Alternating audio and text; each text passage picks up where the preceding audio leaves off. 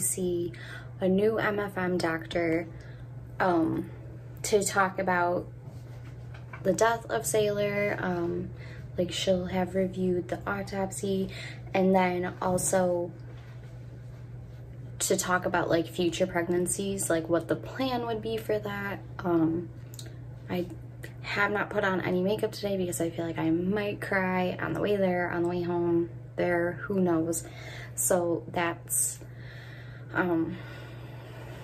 what I'm doing today. I made this appointment like 2 months ago, and they didn't have a spot until now to like have a pre-pregnancy consultation. So I've waited a while for this, and I'm curious what the doctor will have to say. So I'll update after the appointment. So the appointment went really well today. Joey and I both like the doctor a lot. She was very informative and listened thoroughly to everything we had to say and went over like any questions we had. And so it was good that we both liked her. And then it was really cool actually that we went and sat down in the office before she came in, and we both noticed at the exact same time that there was a painting type picture hanging on the wall, and it was a field of sunflowers, and sunflowers are a little sign for her. So it felt like she was like giving us a sign that she was there with us, and it was so sweet. But I have to like sit down and actually like notate everything to see if I actually remember everything we talked about at the appointment. It was kind of a lot, but so I will be doing that and then talking about everything we talked about. Although I will say that, so I had to fill out paperwork before we, like I printed it off at home so we didn't have to like sit in the office and fill it out. And it was a super cold, windy day today. And when we parked, I opened my door, the papers went flying. I threw my phone at Joey, ran out of the car, and was running all over the parking lot like a little child, not even looking for cars, like chasing after my papers. He got so mad at me. It was kind of funny though. And then we like went to walk in the building, and the entrance was closed because they were testing for COVID, so we had to walk to this other building, and it was freezing cold, like so cold my face hurt. But yeah, so I lost some papers, but I at least got the ones that were like the important ones that they actually needed. I just like had extra stuff with me, but yeah, stupid mistake on my part. What do you see?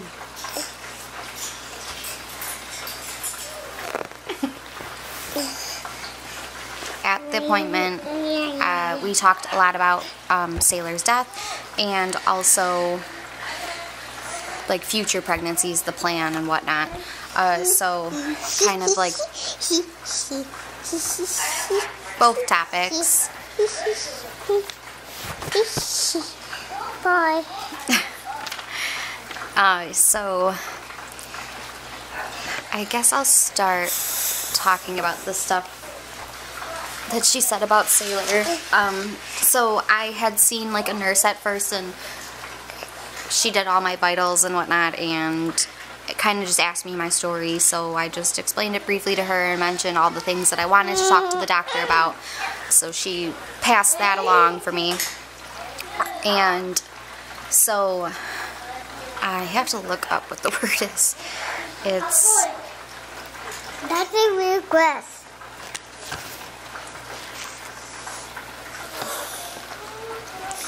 Miles.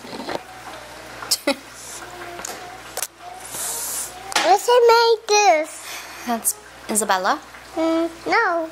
Yeah. It's Itibella. Isabella? Itibella. Itibella? You're silly. One of the findings on the report of the placenta was something called chronic histiocytic intervillositis. It's so hard to say. I'm just gonna shorten it to CHI is what they shorten it to. So that's like when you look that up on Google, it comes up as a rare but highly recurrent inflammatory placental lesion wherein maternal macrophages infiltrate the intervillous space. And it says that when pregnancies have that they are at high risk of fetal growth restriction and or miscarriage, stillbirth. So that was one of the findings. It relates to more so like people with autoimmune disease, which I don't think I have at all. This MFM doctor did recommend that I could go to like a rheumatologist or something and get kind of like all the lab work done up just to see if that is a possibility. But it's also something that they're kind of seeing with like COVID patients, so like I think that it kind of more so has to do with COVID than actually something like wrong with me. So therefore, because if she is thinking it is more with COVID and not that I have an autoimmune disease, that it won't be recurrent, so that I most likely another pregnancy I can successfully carry to full term and not have another loss. So, but that's not guaranteed, and I don't know if I'll go see a rheumatologist or not. She didn't really think that it was like absolutely necessary for me. The only reason I do debate it is because my dad has psoriatic arthritis and fibromyalgia, so it's something maybe that I could go do just to see. So I'm not sure on where I stand with that yet. The thing that kind of really stood out to her was that I had the subchorionic hematoma still at 28 weeks. That was the last ultrasound I had received, was 28 weeks.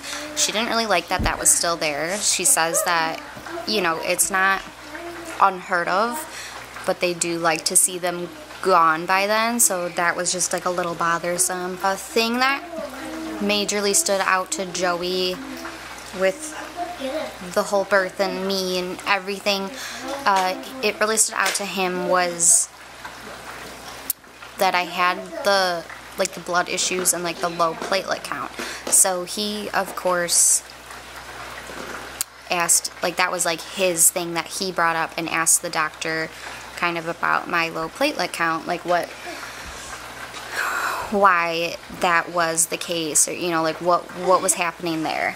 When he brought that up, I think that, I suppose this was probably the most like enlightening thing that she told us relating to Sailor was, I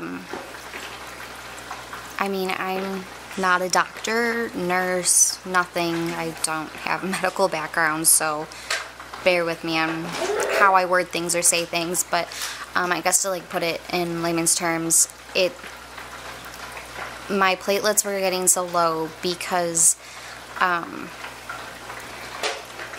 I had, it's kind of like, I guess, just sad and gruesome, but because I had death inside of me, that my body itself was rejecting, like, the death. Like, so, because, like, obviously having something dead inside you is not good for you, so my body started trying to protect me, and it made me really sick. And I think that I probably didn't even really realize how sick I was in all of it. I think that that was like harder for Joey, because like just having to be there and all he could do was watch. It's what he saw, and that's what stands out to him, and he was certainly worried about me. And like, you know, she had mentioned how sometimes they lose the moms because like you don't realize how sick your body is getting and fighting off that death. So like it could have gone seriously wrong for me, and we could have lost Sailor and me very easily. And but luckily they got my blood stabilized and they did the transfusion and stuff, so that turned out okay. But I thought that that was like, I guess, the most enlightening, because I hadn't heard that from either OB doctor before, so that was, I guess you could say, good to know as far as like an answer to something, and something that I think was really bothering Joey. So I'm glad that he got that answer, and me too. Let's see.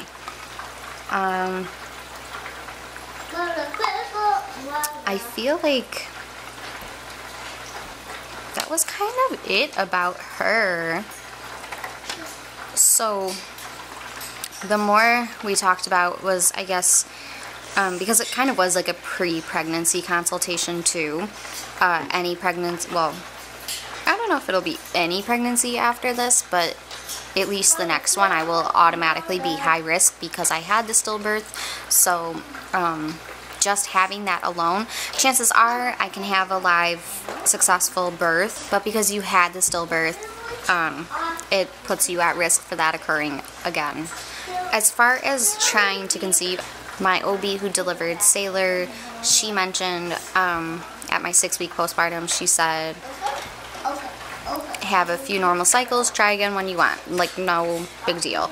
The new OB I saw mentioned that they have to recommend 12 to 18 months, but that your body will get pregnant when it wants to get pregnant. So I've kind of heard different things. I kind of think she probably said that just to, that's all she can recommend is what they say. This MFM doctor mentioned that they more so say 12 to 18 months for people who've had C-sections because that's like harder on your body. She told me basically like, yeah, kind of the same thing, like have a few cycles, like let your body somewhat get back to normal, and just make sure like your nutrition levels and all that are okay, and like you could be good to go. So I don't know, I've heard all over, but I think basically like at the end of the day it is that my body will get pregnant when it gets pregnant. Something that really makes me feel better about the next pregnancy, like whenever we get to that point, I guess just having a plan in place and knowing like the level of care that I will be receiving is reassuring to me for getting pregnant again. I was told that so basically every ultrasound I have will be at the MFM office. The first one I will not actually like consult with the doctor, it'll just be an ultrasound, which is fine. And then I'll have like a first official appointment at 13 weeks, and then I will receive like monthly growth ultrasounds. So that's also like reassuring to know like monthly to actually physically like see the baby will be an ease for anxiety, as well as she first started to say like starting at 32 weeks I could go in for weekly non-stress tests, but I kind of was like like I had my loss at 32 weeks, so so she mentioned like I could start that at like 28 weeks to go in weekly for non-stress tests. That I would probably do with just like my normal OB office though, nothing like, not a special trip out there. And then she also mentioned that she's totally okay with delivering a baby early, and I mean early as in like 37 weeks because that's technically full term. She said like, you know, just it's safer to get that baby out alive a little earlier than to keep the baby in. Like it's kind of like the risk versus benefit type thing. So that was like another, you know, as long as baby like it was growth is okay, and you know all that. So that was reassuring as well because it kind of just like cuts just those few weeks off, and especially nearing the end, like your goal is to get a baby out alive, so that'll be a relief. Yeah, so, and then I follow an account on Instagram called Measure the Placenta, and basically they advocate for measuring the placenta in an ultrasound. It's not common practice at all. It's not something they do. That was the papers that blew away in the parking lot. I had printed off, it was like 5 facts about measuring the placenta. Wait, will you have paper that blew? No, not that paper. What papers? I brought paper with me, and when I opened the car door, they flew out into the parking lot. Oh, look, it gave land. Well, I caught 2, and the other 2 I blew away forever. I don't know. No idea. So it was just 5 fast facts about measuring the placenta, so that way I was like able to hand it to her to be like, hey, here you go. So they say measuring the placenta, you basically take the width, the height, and like the thickness of the placenta, and then you can measure the estimated placental volume, and they have like an app that you can like plug that into to see like this, like the estimated size of your placenta. And when I brought this up, the doctor immediately was like, no, and totally brushed it off and was like, we don't do that. And it kind of bothered me because like I feel like she wasn't really giving it the time of day.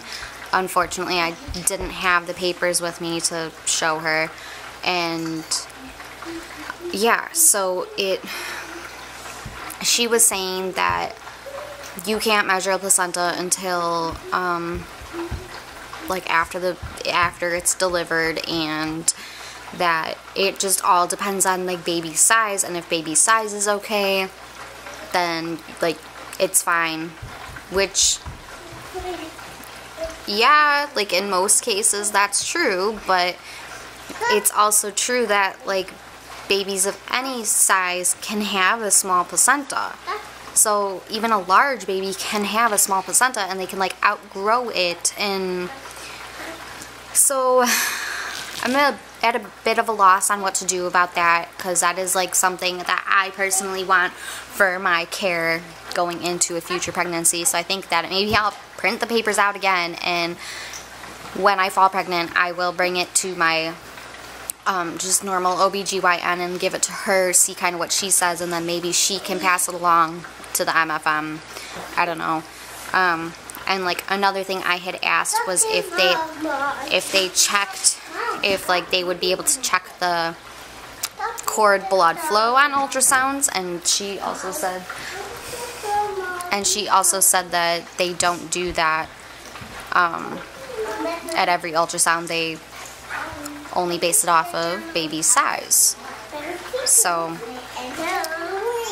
I guess that'll be like another question I have. Another thing that wasn't a huge thing that I wanted to bring up, but I was just curious, the use of like a Doppler at home to hear the baby's heartbeat. I don't feel like I could do it that well. She kind of doesn't recommend it. She thinks that it adds extra anxiety, and I do as well. Like, as much as like you think you want to know, and maybe it really helps some people, that's great.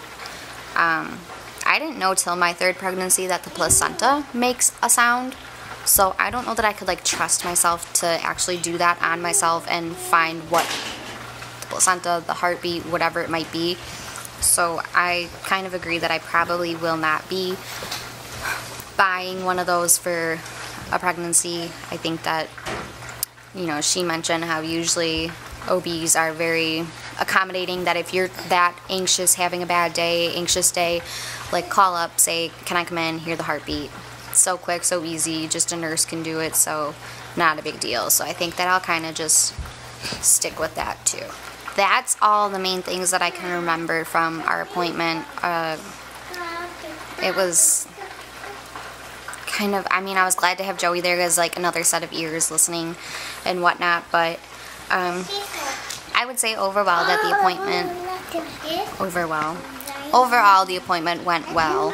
So it's good to know, to have met that doctor already and kind of, I guess, prepare for when I do end up pregnant. That's who I will be seeing. I've met her. I do like her. I feel comfortable having a plan in place for a future pregnancy. I feel hopeful that everything will go okay, that I will be monitored regularly and taken care of. So I'm fingers crossed that everything will still go according to plan when it happens. Thanks for subscribing for our videos, and keep a thumb up in case you like our videos. Thanks, Win.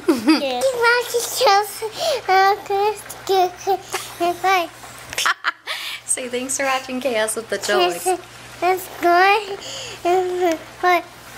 You gotta do it there.